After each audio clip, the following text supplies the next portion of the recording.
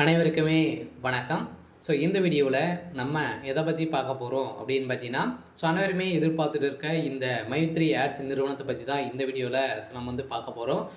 நேற்று வந்து பார்த்தீங்கன்னா நீதிமன்றத்தில் இந்த நிறுவனத்துடைய வழக்கு வந்து பார்த்தீங்கன்னா நிலுவைக்கு வந்து வந்தது. இந்த வழக்கின் அடிப்படையில் நீதிமன்றம் என்ன தீர்ப்பு வந்து வழங்கியிருக்காங்க. அதே மாதிரி இந்த நிறுவனம் செயல்படுமா செயல்படாதா என்ன அப்டேட் வந்து கொடுத்துருக்காங்க அப்படின்ற மாதிரி நிறைய பேர் வந்து பார்த்தீங்கன்னா இந்த நிறுவனத்தில் என்ன அப்டேட் கொடுத்துருக்காங்க அப்படின்றத ஆவலுடன் வந்து எதிர்பார்த்துட்டு வந்து இருக்காங்க. ஒவ்வொரு மாதிரி வந்து பார்த்தீங்கன்னா சொல்லிகிட்டே இருக்காங்க. இந்த நிலையில் இந்த நிறுவனம் மீண்டும் செயல்படும் அப்படின்ற மாதிரி நிறைய பேர் பேச்சுவார்த்தைகள் வந்து பார்த்தீங்கன்னா இது மாதிரி பரவலாகவே பேசப்பட்டிருக்கு. இது வந்து உண்மையா, இதில் பணத்தை இழந்தவர்களுக்கெல்லாம் பணம் வந்து கிடைக்குமா கிடைக்காதா, இந்த நிறுவனம் மீண்டும் செயல்படுமா செயல்படாதா, என்ன அப்டேட் வந்து கொடுத்துருக்காங்க அப்படின்ற மாதிரி நிறைய பேர் வந்து பார்த்தீங்கன்னா சந்தேகத்தில் வந்து இருக்காங்க.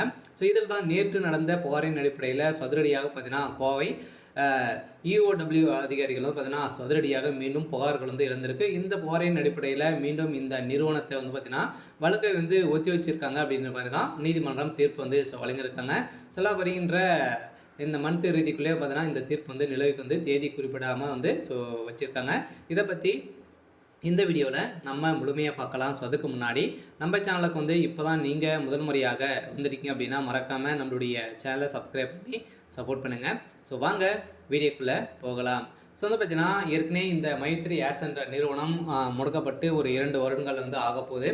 இனிமேல் அப்டேட் வந்து கொடுக்கல இல்லையா. இந்த நிறுவனம் வந்து பார்த்தீங்கன்னா செயல்படாமல் வந்து நிலுவையில் தான் வந்து இருக்குது. இருந்தாலுமே வந்து பார்த்தீங்கன்னா இந்த நிறுவனம் மீண்டும் செயல்படும் அப்படின்ற புதிய புலியுடன் செயல்படும் அப்படின்ற சக்தி ஆனந்த் அவர்கள் பார்த்தீங்கன்னா ஒரு அப்டேட் கொடுத்துருந்தாரு.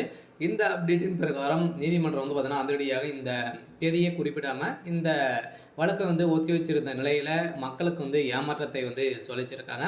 இந்த அடிப்படையில் தான் இப்போ இந்த நீதிமன்றம் வந்து பார்த்தீங்கன்னா அதிரடியாக தீர்ப்பு, ஒரு பரபரப்பான தீர்ப்பு வந்து இந்த தீர்ப்பாக வழங்கியிருக்காங்க. இருந்தாலுமே இந்த நிறுவனத்தில் முதலீடு செய்தவர்களுக்கெல்லாம் பணம் வந்து கிடைக்குமா கிடைக்காதா அப்படின்னு வந்து பார்த்தீங்கன்னா பணங்கள் வந்து கட்டாயம் கிடைக்க போகுது அப்படின்னு தான் சொல்லியிருக்காங்க. ஏற்கனவே 2025 பிப்ரவரி 2021 பார்த்தீங்கன்னா ஒரு நோட்டீஸ் வந்து அனுப்பப்பட்ட பிறகு வந்து பார்த்தீங்கன்னா எம்எல்ஏஎம் வந்து பார்த்தீங்கன்னா நிறுவனத்திற்கு எதிராக 7 புகார்கள் வந்ததாக கோயம்புத்தூரில் உள்ள யூஓடபிள்யூ அதிகாரிகள் வந்து பார்த்தீங்கன்னா கண்காணிப்பில் இருந்தவர்கள் வந்து சொல்லியிருந்தாங்க. இதன் அடிப்படையில் இந்த நிலுவையில் பார்த்தீங்கன்னா வந்திருக்கா அப்படின்னு செக் பண்ணதுக்காக பார்த்தீங்கன்னா இப்போ இந்த நிறுவனத்தில் வழக்கை வந்து ஒத்தி வச்சுருக்காங்க.